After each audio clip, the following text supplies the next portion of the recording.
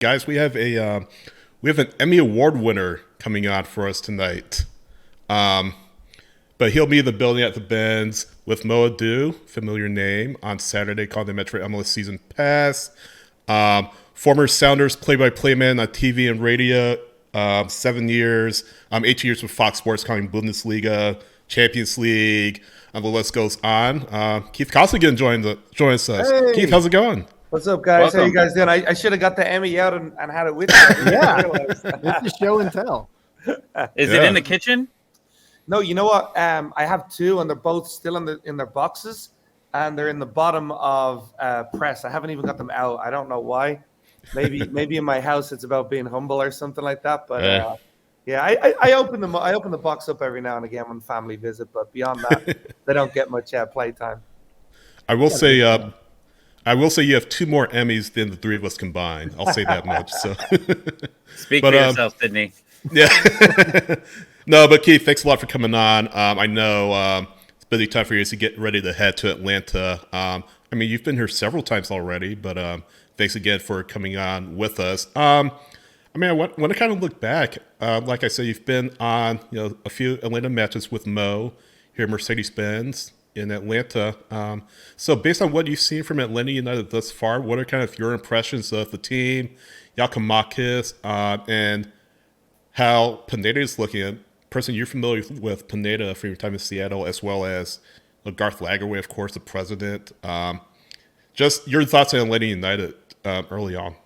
Yeah, I think when Atlanta are at full strength, I think that's the biggest key is when everybody's on the field, you look at that squad and you say, well, they can beat anybody. Almada is one of the most creative players you could have in the league.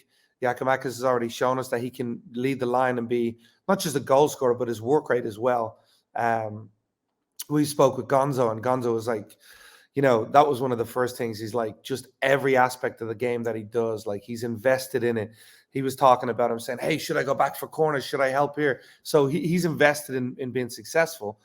But the issue is kind of like what we saw last week, which is when players aren't available. I still think this Atlanta United squad from the 11 to the next 3 or 4, there's a big drop. There's a big drop, and that can cost you in a championship year. Look, I just did Seattle. No Raul Ruiz-Diaz, but they have Hebert. Jordan Morris can come across. So you think of that squad and you go, okay, that's a squad that can cope. And I just don't think Atlanta United can cope without the key players when they're out. And that would be, for me, the biggest concern moving on this season.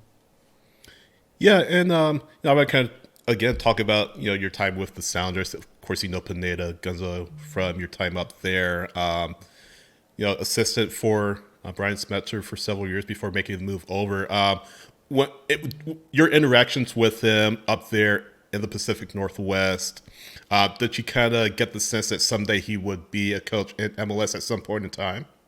Well, it's funny. We go so far back. I was calling a game for Univision, and Gonzo was on the call. So me and Gonzo were like, it was bizarre.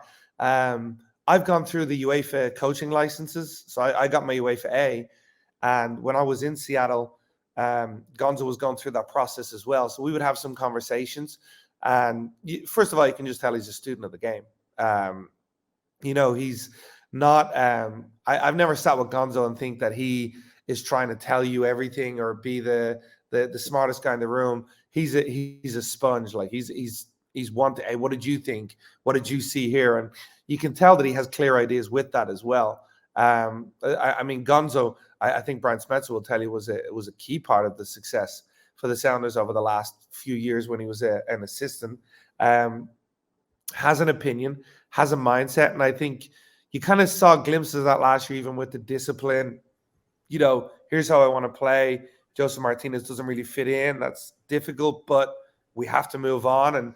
And I think with that, you have somebody who has the abilities and the temperament to become a really top coach in this league. And again, I think even at the start of the season, you've seen improvements in the side. I think you've seen the side get better. But again, I go back to the minute 1 or 2 players is out, there's an alarm bell there. Giacomakis for me would be the biggest one. I just don't think Matchup Chol last week comes in and plays there.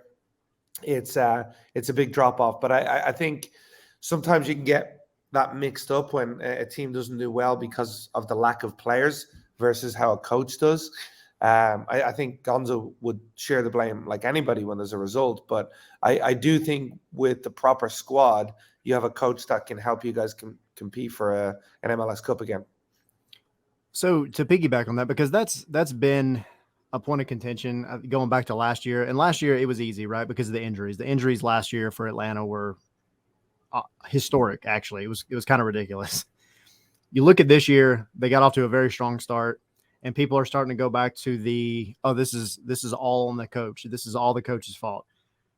But I think the other side of the argument is, well, we know the players have the talent to execute what he's trying to do, and they're not doing it. So where would the blame then be, do you think? Knowing Pineda as you do you realistically think that you can put a lot of the blame on him, or is it going to be mostly on the players not executing?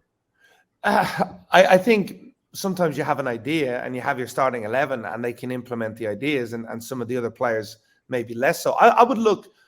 I mean, if I'm going to give it an overhaul look of Atlanta United this year, I would look at Luis Araújo and say, this guy should be getting more goals. He should have more goal involvements. Like, this is a big name player.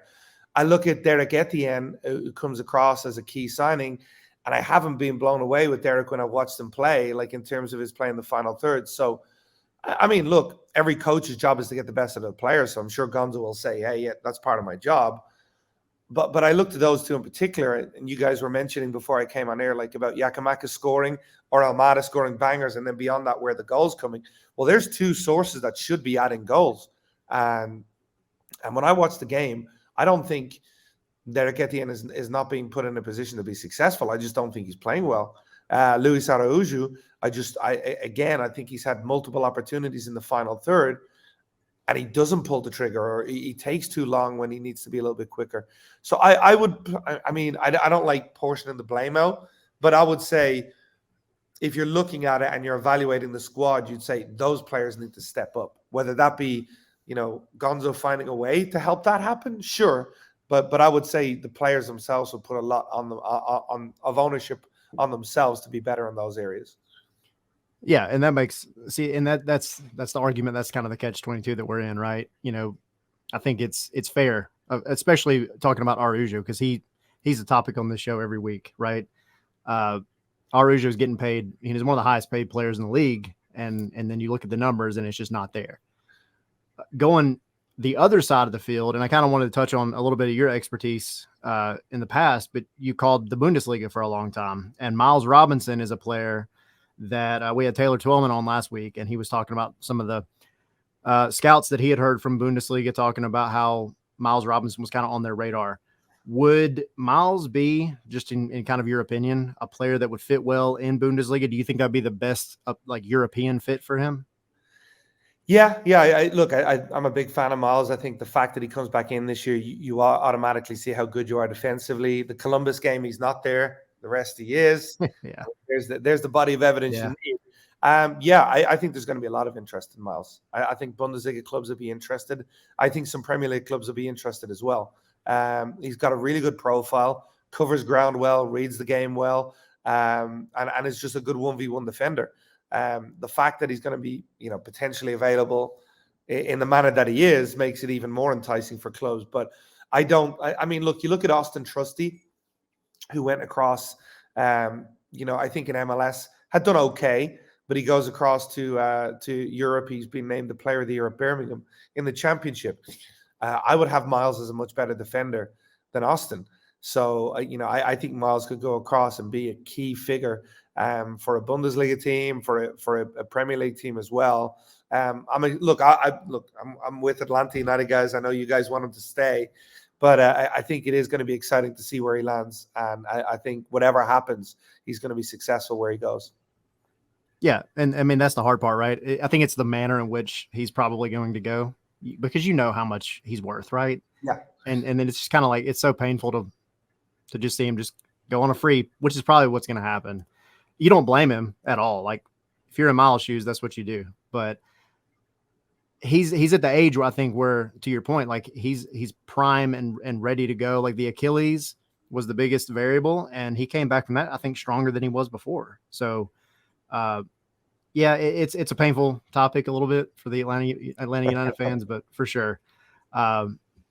So away from the hypotheticals, though, this weekend, got to talk about the game. What, I guess, would be your two keys to either team to pull out a win? Yeah, I think I'm interested to see. I think I've watched Charlotte a couple of times over the last few weeks, and they're quite good when they don't have the ball, which may sound weird. Like the Columbus game, they didn't have much of the ball, but when they had it, they had more shots on goal than Columbus. So they're not afraid to be a really good transition team, be quite direct. I think Atlanta are going to have more possession this weekend. I think that's clear from me. It's what you can generate with that possession. Can you generate the goal scoring chances? That's one. It sounds like an easy thing, but it's a big thing. But the second part is, when out of possession, how do you stop the transition moments? And I think that's where Charlotte have done well. They had a win last weekend. They haven't been that good away from home, which I guess is one thing. But those would be the two keys for me. It's like you're dominating the game. You have more of the ball. You can almost get a false sense of we're in control when the opposition are saying, well, you haven't even got a shot on goal. I think the Columbus Crew, I think it was like 65% or something like that, and they had 2 shots on goal, and Charlotte had 35 and they had 6 shots. It was some skewed numbers like that. I may be off on the numbers, but I could see that kind of game developing if you're on Charlotte's side. The key for Atlanta is making sure they don't generate anything in those transition moments, and you make that possession a possession with a purpose, and really get chances yourselves in front of goal. I'm afraid of Giakoumakis if he does play. We're not sure if he's going to be able to play 90 minutes. If he returns, Pineda has seemed to be very careful with players coming back from injury, obviously because of everything that happened last year. But if he's only able to play, say, 60 minutes and the game is still tied, that's when we lose confidence, I think, in this team, because we were talking about it on our ratings episode earlier this week. There haven't been many strikers for Atlanta United besides Giakoumakis and Joseph Martinez that has scored. And I think that's the worry, is can you get a goal in early, get the lead before possibly he has to get out of the game? No, it's weird. And it's a really good point the way you put it. It's like, on one hand, you're like, yes, we have this great striker who scores goals and when he's available. And then it's like, okay, what happens when he doesn't score?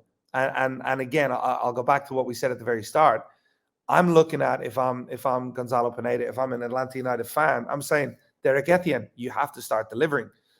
You have to be amongst the goals. He should be, for me, Derek Etienne should be an 8 to 12 goal player in MLS in a season. I think Luis Araujo should be a 10 to 12 goals, 8 to 10 assists kind of player in terms of what his compensation is and what the expectations are with that. That's the concern for me as well with Atlanta. Who is going to step up? Even things like set piece goals. Can you generate more from those situations? And it is, I would imagine if it continues like this and Giakoumakis scores goals, and when he's not there, Atlanta lose, there'll be a lot of locker room talk elsewhere where you go, well, we'll just stop him and we'll get a result. And you don't want to become that team. So we're still early in the season. We're still in that, first third of the season where I think you're feeling each other out. But I think now is starting to be the time where you're saying to those other attacking players, you have to deliver. You have to deliver. So it'll be interesting to see if that happens this weekend. So, this is obviously a derby. Charlotte, 3.5 hours away, even shorter on a flight. So I imagine that there will be a lot of Charlotte FC fans in the building, as there were a lot of Atlanta United fans up at Bank of America right up 85 a few weeks ago. You've called the Cascadia Derby numerous times, and that's kind of in a class of its own. El Trafico kind of in a class of its own. Then you have Atlanta United, you have Nashville, you have, before that, Orlando, and we were talking a few weeks ago how Orlando kind of seems manufactured from a derby standpoint. But then you have Nashville, which is kind of strengthened. You have maybe Miami to a lesser extent. Then you have Charlotte, which is still kind of a newer club in the league, still kind of finding their legs, still trying to capture themselves, capture the moment here in MLS. From a rivalry standpoint, from a derby standpoint, how far do you think that an Atlanta-Charlotte derby could go in MLS? And do you think that eventually it could become maybe not the premier derby in MLS, because I already mentioned Cascadia and El Tráfico, but kind of one of those that becomes appointment viewing? Do you feel that's maybe sooner rather than later, or do you feel that there's still time that needs to happen before that becomes a reality? Yeah, I think we look at what are the key elements of a rivalry, right? Which for me, I always look to the first thing, which is the fans. If the fans are bought in, if there's two good fan bases who genuinely hate to see each other do well, you're on the road to being a successful rival. And I think you have that here. It's a little bit different in this country because you mentioned 3.5-hour flight. You're not likely to leave your house and walk into a Charlotte FC fan and go, oh, God, I don't want to see this guy if we lose a game or whatever. But the fact that Charlotte will have fans in attendance, that you guys will send fans to Charlotte when you play there, and that for me develops the rivalry. And I think with you guys are like the bigger team in this rivalry now because you came into the league first. You have an MLS Cup, and whether you like it or not, they're gunning for you. Charlotte are like, we want to beat them. We want to take them down a peg or two. So, I mean, you can say, Atlanta fans can say, no, we don't consider them a rival. Okay, well, you better, because those teams are the ones that keep gunning for you. You have to take on those competitors as well. So for me, I spoke with Mo about it. We're excited about the fact that, Charlotte have come in and they've kind of zeroed in on Atlanta as that's one of the teams we don't like. We want to beat them. And it makes exciting for an exciting narrative for us in the booth, because first thing when we get up there, you'd be like, oh man, there's the Charlotte fans. Like, how's that interaction? And there's two things as a fan I love. I love hearing the sound of my own fans when we win and score. I love the silence of the opposition fans as well. And when you look across and you can have the little wave, enjoy the flight home, that kind of thing. All in good fun, of course. But I think that's going to generate a really, really good rivalry. Two good fan bases, two incredible stadium game day atmospheres. I'm excited to be there, and I'm excited to watch this rivalry develop as well. Yeah, from a regional standpoint, I already mentioned Nashville, Miami, Orlando, Charlotte, Atlanta. It's amazing to see how the sport has grown here in the Southeast. I mean, the Atlanta Chiefs are a huge part, of course, of Atlanta soccer history, Silverbacks. So that seed that's already been planted here in Atlanta has just exploded here the past few years. But now you see it spread. I mean, again, Nashville, Charlotte, Orlando, Miami. It's just amazing development of the game. I mean, it's always been there, but just the growth of the game has been terrific. And look at Miami. If they sign Messi, if they sign Busquets or whoever, he'll be everybody's rival. If they exactly. Yeah, exactly. But yeah, just it's amazing to see. I mean, granted, I'm not from here. Tyler is from here. Tommy is from out of state, but it's amazing to see just the growth of the sport here in the Southeast, and just the best is yet to come, I feel, in this region at least. Yeah, I mean, my first state when I came to America was Georgia.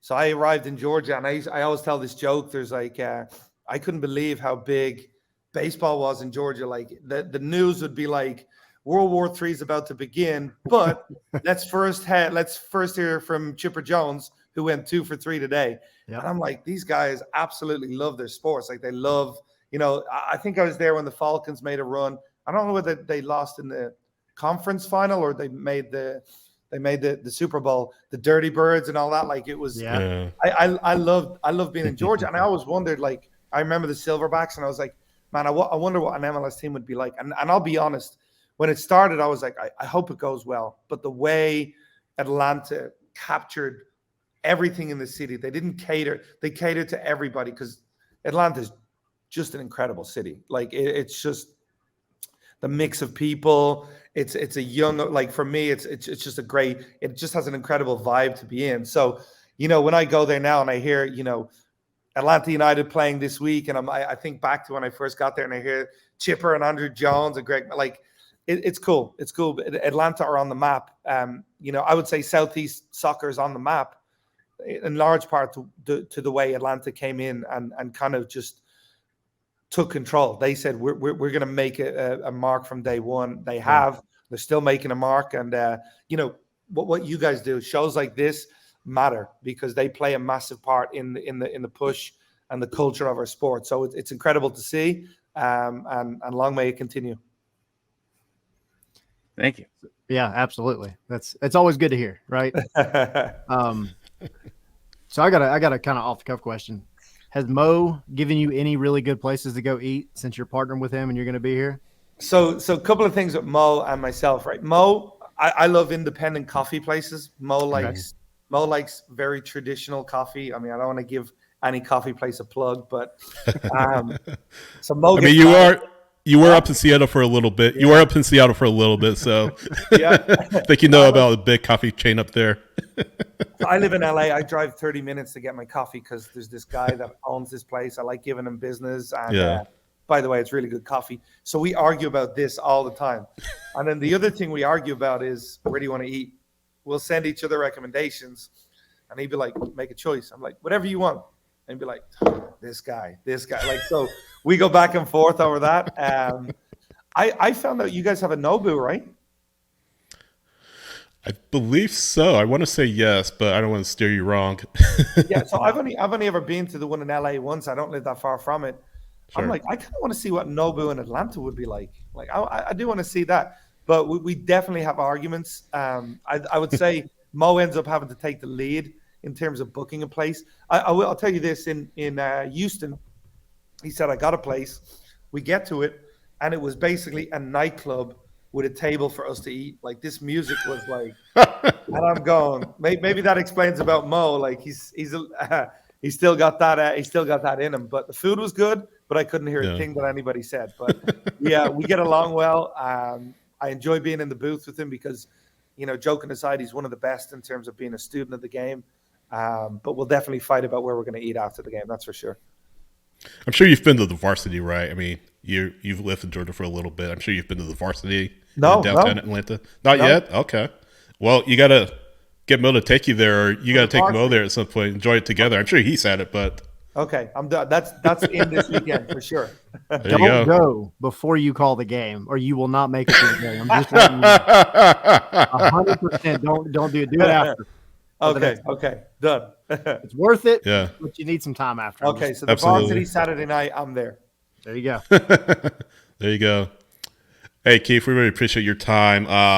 Looking forward to the match on Saturday. I know you and Mo will have a great time in the booth, and always welcome back anytime. Appreciate you.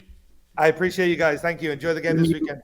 So if I see you at the Benz this weekend, because I'll be up in the press box too. If I see you, there's a name that is escaping me right now, and it's a Seattle-based coffee company that has multiple locations in Atlanta. If you have coffee locations, hit me. I'll bring it. If I see you, I'll let you know. Educate Mo. We got to educate Mo. Yeah, get him on the right page. Have a good one, guys. All right. Cheers, Keith. Thank you. See ya.